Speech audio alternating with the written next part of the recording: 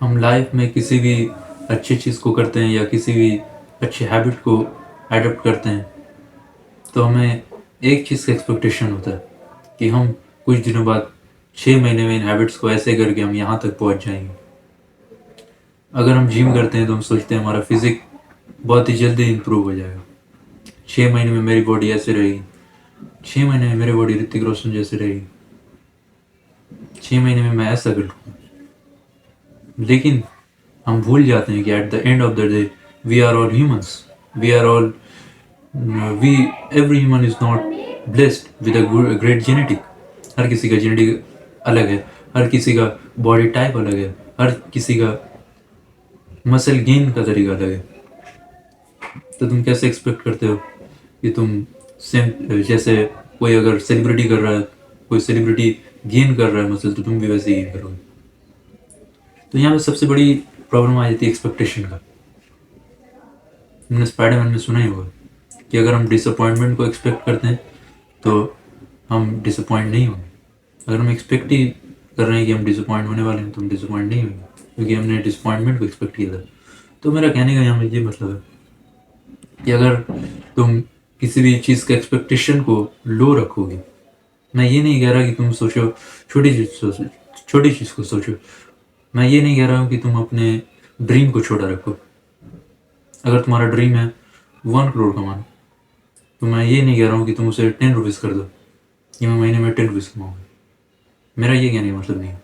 My simple thing is कि तुम्हें expectations को लो रखनी है और तुम्हें वर्स्ट केस को इमेजिन करना है और तुम्हें किसी भी चीज़ में जल्दबाजी नहीं करनी, पेशेंस को रखना। जैसे अगर तुम जिम जा रहे हो तो तुम्हें ये एक्सपेक्ट करना है कि ऐसा ज़रूरी नहीं है कि जैसे उसका मसल गेन हो रहा है, जैसे उस बंदे का मसल गेन हो रहा है वैसे मेरा भी मसल गेन होगा। तुम्हें ये सोचना है कि I just have worst genetic in this world, in this earth, तो तुम्हारा एक्सपेक्टेशन कभी ब्रेक ही नहीं होगा। और अगर अच्छी जेनेटिक तुम्हारा है, तुम्हारा मसल गेन अच्छा हो रहा है, then it's a good news for you. लेकिन अगर ख़राब हो रहा है then it's not a bad news because you have already expected low। और दूसरी चीज़ है कि अभी सोशल मीडिया यूज़ करके डूम स्क्रोलिंग करके हमारा अटेंशन स्पैन कम हो चुका है और ये अटेंशन स्पैन कम होने की वजह से हर एक चीज़ हमें जल्दी से चाहिए। We always need everything in just a second, we always need everything in just 6 month. In just 6 month का भी कोई वेट नहीं करता, उन्हें एक ही दिन में सब कुछ चाहिए। So this never works in real life. तुम्हें हमेशा किसी भी चीज़ को पाने के लिए देर लगने वाली है, तुम्हें पेशेंस रखना होगा, तुम्हें इंतज़ार करना होगा, तुम्हें कंसिस्टेंट रहना होगा।